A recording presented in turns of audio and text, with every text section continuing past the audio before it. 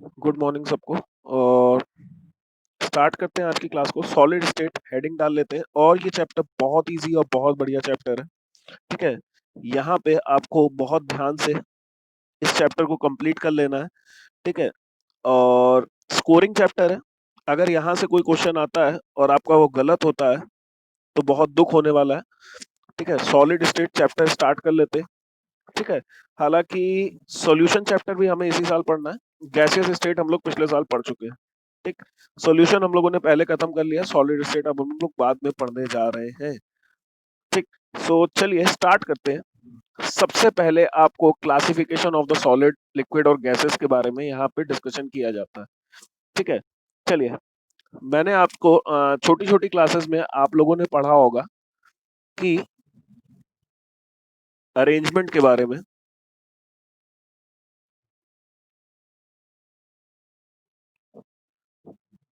Different classes में आपने arrangement के बारे में पढ़ा होगा। अगर कोई गैस है, ठीक है, तो उसमें पार्टिकल्स बहुत दूर दूर होते हैं, जबकि लिक्विड में पार्टिकल्स थोड़े नजदीक आ जाते हैं, और सॉलिड केस में पार्टिकल्स बहुत बहुत बहुत नजदीक रहते हैं। हाँ या ना? ये सबने पढ़ा होगा। ठीक है, ये हमारे पास है गैस, ये हमारे पास है लिक्विड, और ये हमारे पास है सॉलिड। ठीक है, सो हमें सबसे पहले चैप्टर की स्टार्ट करने से ही भी पहले, ठीक है, हमें सबसे पहले पूछा जाता है सॉलिड स्टेट की क्या क्या कैरेक्टरिस्टिक्स है। सॉलिड होता क्या है? Characteristics of solid. हमें सबसे पहले यही पूछा जाता है कि सॉलिड आखिरकार क्या होता है। ठीक है, सो कि आइए स्टार्ट करते हैं कैरेक्टरिस्टिक्स ऑफ सॉलिड के ऊपर। ठीक, सबसे पहले हमें लिखना है they have they have definite wall definite mass, volume and shape. They have definite mass, volume and shape. चलिए दूसरा पॉइंट लिखना है। दूसरा पॉइंट जो कि हम लोगों को डिस्कस करना है, यहाँ पे डिफरेंट मॉलिक्यूल्स के बीच में बहुत कम डिस्टेंस होता है। Intermolecular intermolecular distances are very short. Molecules के बीच में डिस्टेंस बहुत बहुत बहुत कम होता है। चलिए तीसरा लिखते हैं। ठीक है, तीसरा पॉइंट लिख लेते हैं। स्ट्रॉन्ग इंटरमॉलिक्यूलर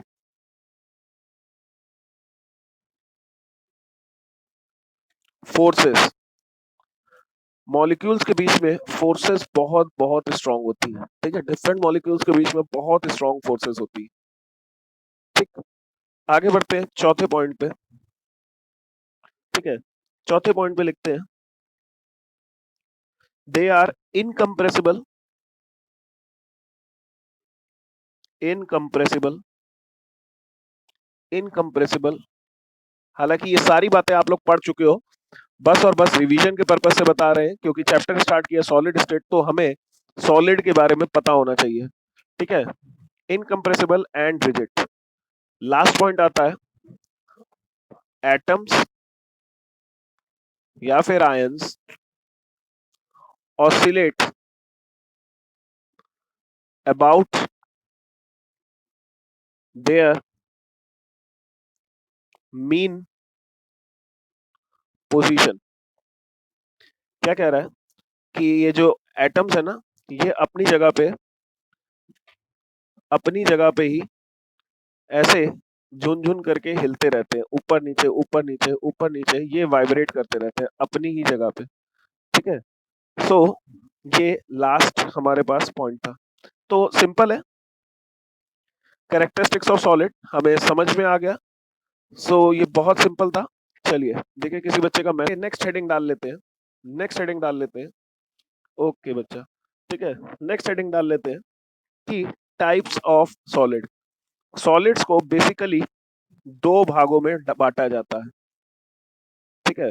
सॉलिड्स को बेसिकली दो डिफरेंट पार्ट्स में डिवाइड किया जाता है, ठीक। सबसे पहला पार्ट है एमॉर्फस सॉलिड, एमॉर्फस सॉलिड। दूसरा पार्ट है क्रिस्टलाइन सॉलिड। सॉलिड भी दो पार्ट्स में डिवाइड किए जाते हैं, दोनों के बारे में जानना बहुत जरूरी है, ठीक है। दोनों ही इंपॉर्टेंट है हमारे पास, ठीक है। तो हेडिंग डाल लेते हैं एमॉर्फस सॉलिड। सॉलिड्स भी दो पार्ट्स में डिवाइड किए जाते हैं। आगे बढ़ते हैं और सॉलिड्स के बारे में जानना स्टार्ट करते हैं। हेडिंग डाल लेते हैं सबसे पहले एमॉर्फस, एमॉर्फस सॉलिड, ठीक है। सबसे पहले हेडिंग डाल लेते हैं एमॉर्फस सॉलिड्स,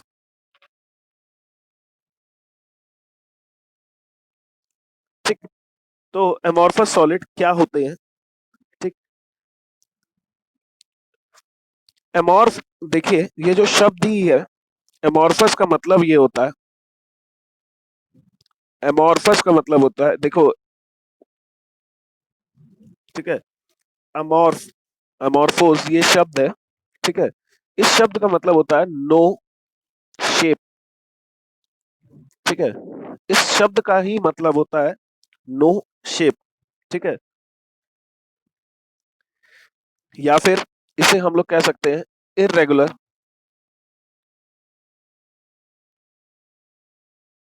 शेप। बच्चा, सॉलिड में दो तरीके के सॉलिड्स होते हैं, एमॉर्फस सॉलिड होता है और क्रिस्टलाइन सॉलिड होता है। एमॉर्फस सॉलिड में क्या होता है, एटम्स ऐसे ही रैंडमली अरेंज्ड होते हैं, ऐसे ही रैंडमली कहीं पे भी किसी भी शेप में एटम्स जो हैं वो अरेंज्ड होते हैं, कैसे भी हो सकते हैं, ठीक है। एटम्स जो है वो रैंडमली किसी भी शेप में अरेंज हो सकते हैं इस तरीके से। तो ऐसे सभी सॉलिड्स को क्या बोला जाता है, एमॉर्फस सॉलिड बोला जाता है, ठीक है। इररेगुलर शेप यानी कि कोई भी शेप हो सकती है यहाँ पे, ठीक है, कोई भी शेप हो सकती है और एटम्स किसी भी इररेगुलर शेप में अरेंज्ड हो सकते हैं। तो ऐसे सॉलिड्स को क्या बोला जाता है, एमॉर्फस सॉलिड बोला जाता है। कोई भी शेप बना दो, ठीक है, डॉट्स कनेक्ट करने हैं, कैसे भी कनेक्ट कर दो, ठीक है। ऐसे सभी सॉलिड्स को क्या बोलेंगे, एमॉर्फस सॉलिड्स बोलेंगे, ठीक। अब बात आती है, ठीक है, अब बात आती है कि एमॉर्फस सॉलिड कैसा है और कौन कौन से एग्जांपल्स होते हैं। सबसे पहले इसकी डेफिनेशन लिख लेते हैं कि एमॉर्फस सॉलिड की डेफिनेशन क्या है, ठीक। The solids, solid in which arrangement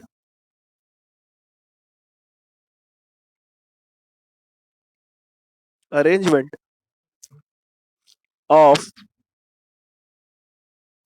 constituent, the solid in which arrangement of constituent particles is irregular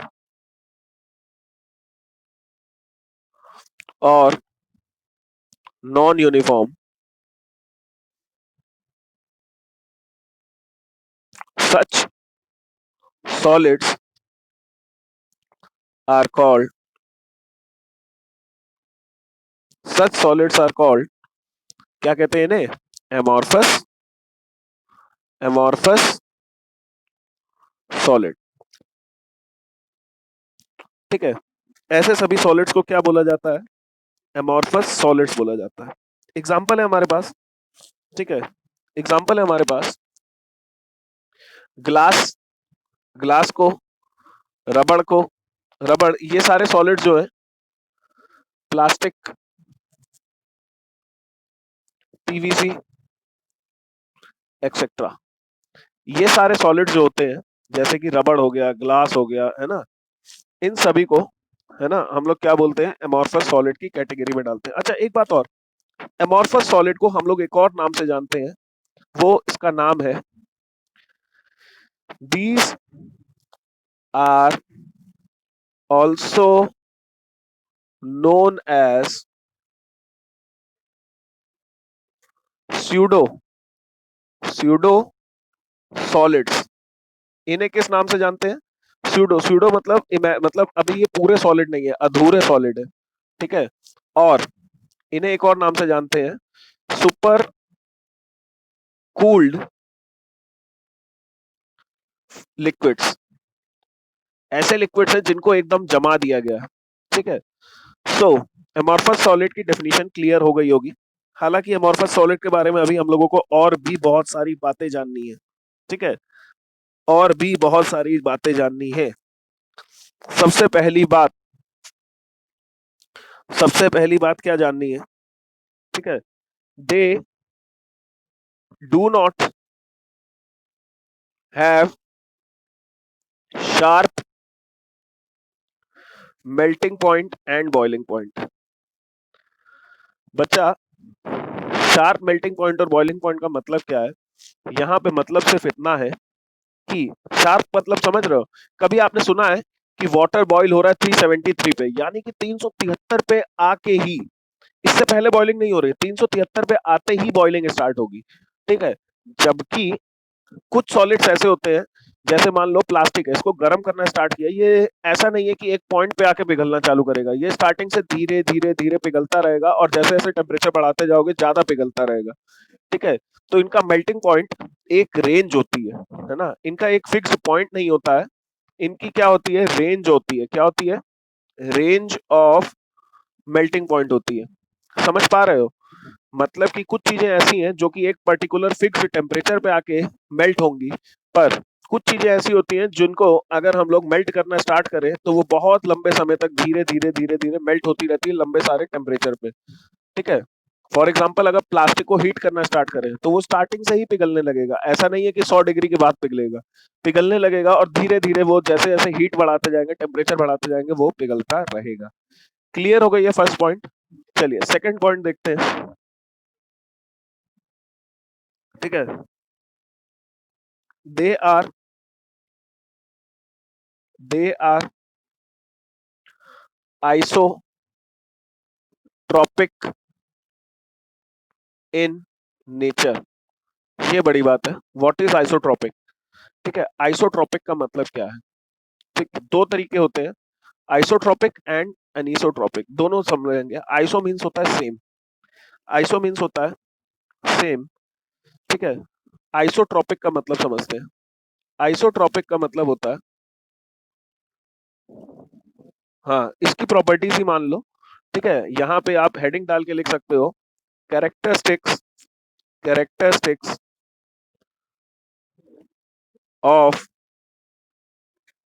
amorphous solid. Heading डाल लो यही, कैरेक्टरिस्टिक्स ऑफ एमॉर्फस सॉलिड, ठीक। सो यहाँ पे आइसोट्रोपिक के बारे में जानते हैं, आइसोट्रोपिक के बारे में जानते हैं।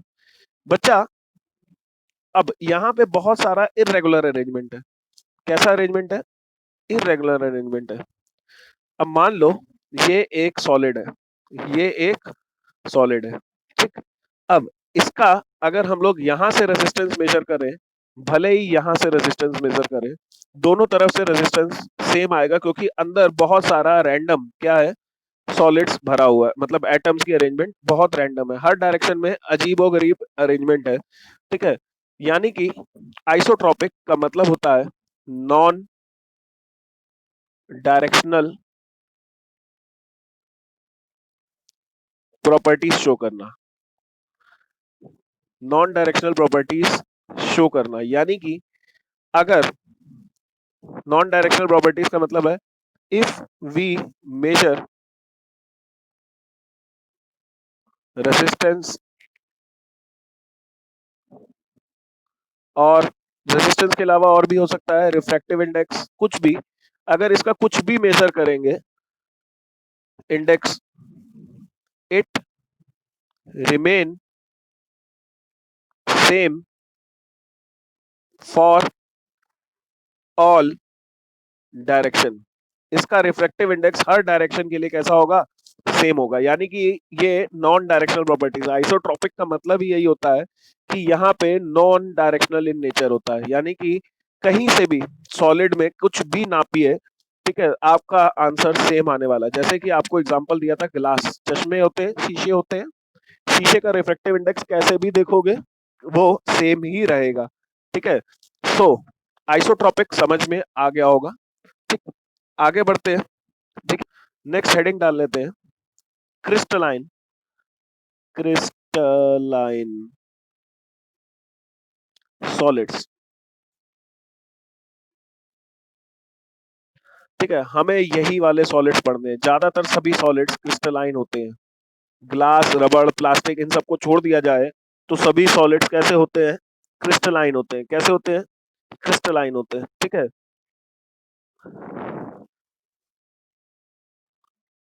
Solids which have solids which have definite definite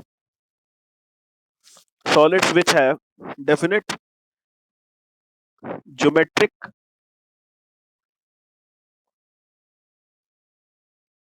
arrangement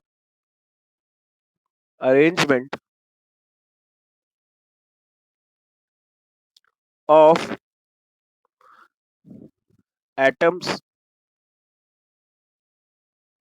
in their structure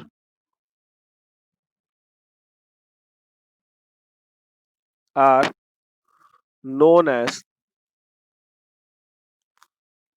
crystalline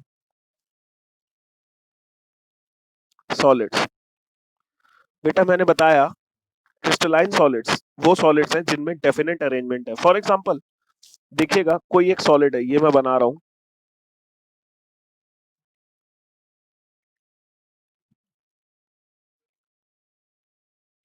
ये एक सॉलिड का मैं डायग्राम बना रहा हूँ जिसमें पार्टिकल्स हैं, ठीक है, मान लो NaCl ही है, ठीक है। इसका जब भी डायग्राम बनेगा तो इस तरीके से बनेगा, ठीक है।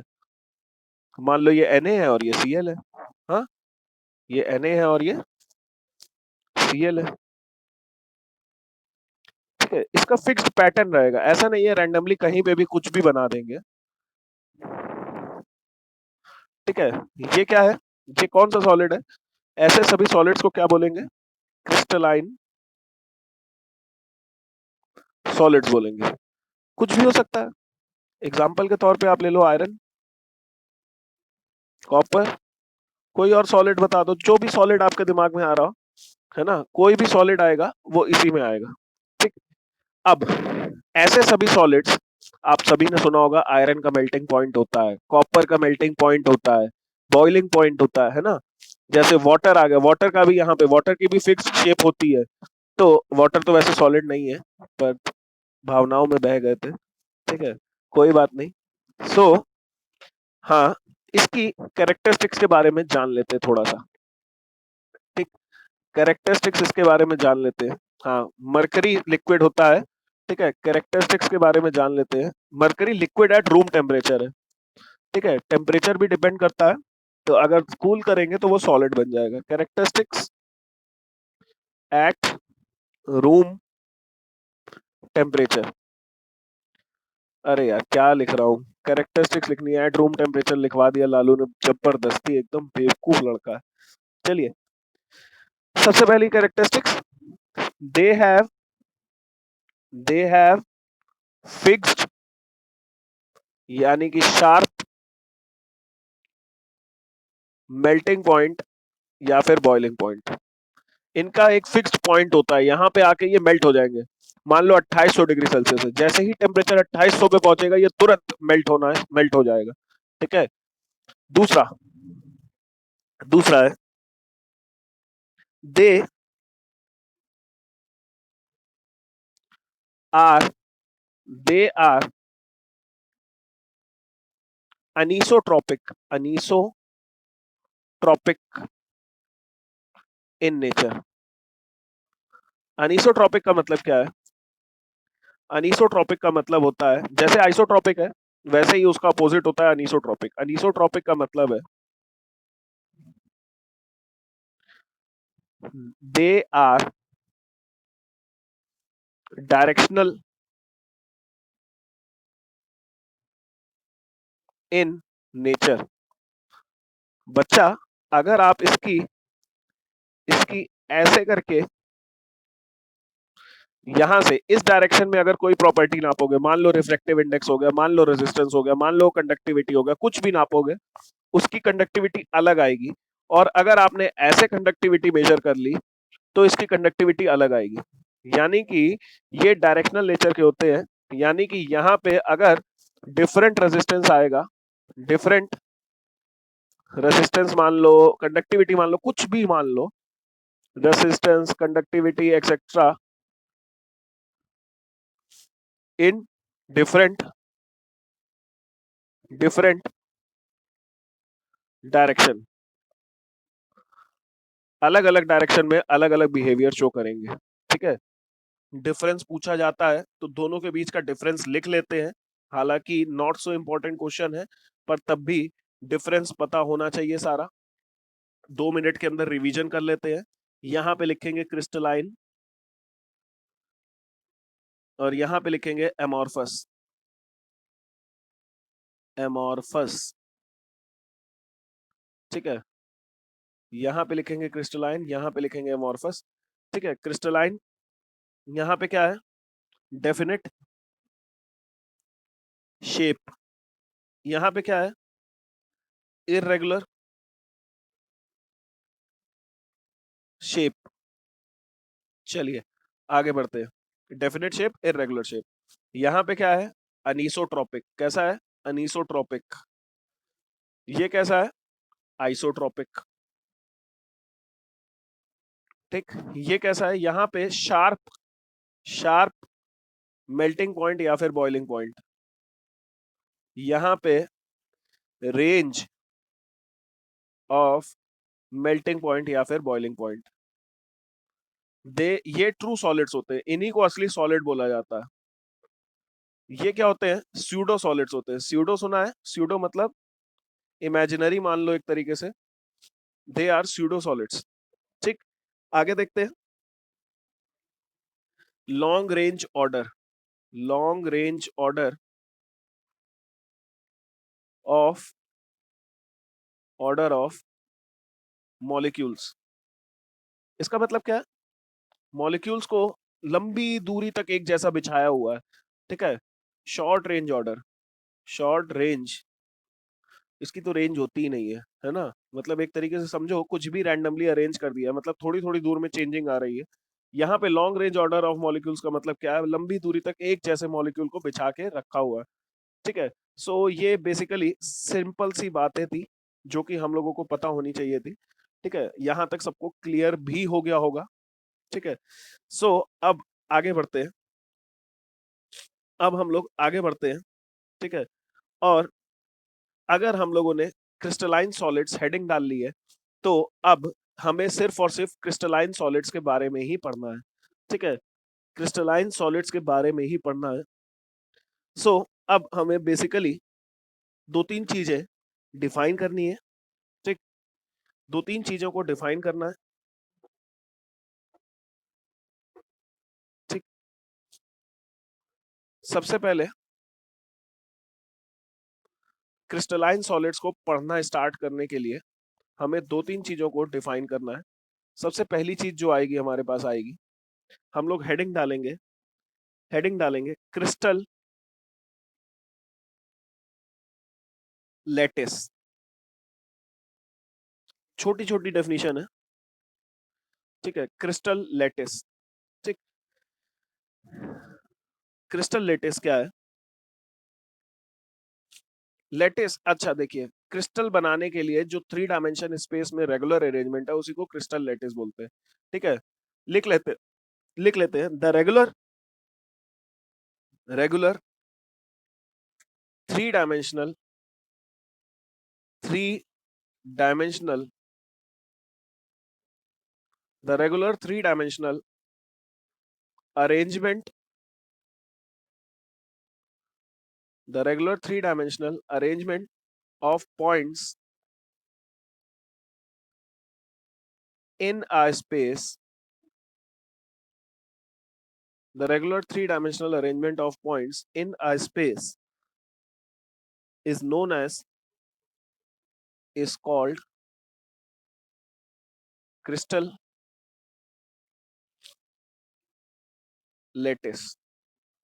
बेटा 3D में जो पॉइंट्स की अरेंजमेंट है, अभी जो मैंने ड्रॉ किया था, ये ड्रॉ किया था ना, इसी को हम लोग क्रिस्टल लेटिस बोलते हैं। 3 डायमेंशन में अगर इसको हम लोग अरेंज करते हैं, इसी को हम लोग क्या बोलेंगे? Crystal lettuce. लेटिस कुछ नहीं है बेटा, 3D में पॉइंट्स पॉइंट्स जिसमें हम लोग इसको अरेंज कर रहे हैं, उसी को हम लोग क्या बोल रहे हैं? क्रिस्टल लेटिस बोल रहे हैं। ठीक है,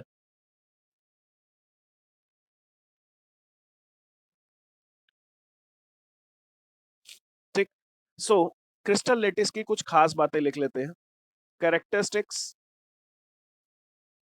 कैरेक्टरिस्टिक्स थोड़ा सा थ्योरी है, उसके बाद हम लोग आगे बढ़ते हैं। कैरेक्टरिस्टिक्स ऑफ क्रिस्टल लेटिस, इसके बारे में कुछ खास बातें हैं। क्रिस्टल लेटिस क्या है? क्रिस्टल लेटिस के अंदर हर पॉइंट जो है, मतलब मान लो each point on crystal lattice is is called lattice point। ठीक है, मैं अभी सब कुछ समझा रहा हूं, बहुत आसानी से समझ में आ गया जाए, है ना? एटम्स और ions are placed at lattice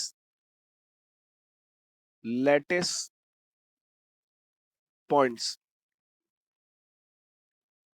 ठीक है, आगे लिख लेते हैं तीसरा पॉइंट। तीसरे 3 पॉइंट है। तीसरा पॉइंट, तीसरा पॉइंट क्या है? ठीक है, lattice points are joined together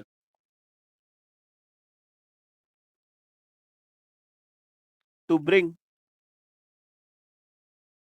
lattice points are joined together to bring geometry of solid। चलिए मैं तीनों पॉइंट को एक्सप्लेन करता हूं। सबसे पहले हम लोगों ने बात करी कि सॉलिड जब भी बनेगा, मान लो इस तरीके से, सॉलिड जब भी बनेगा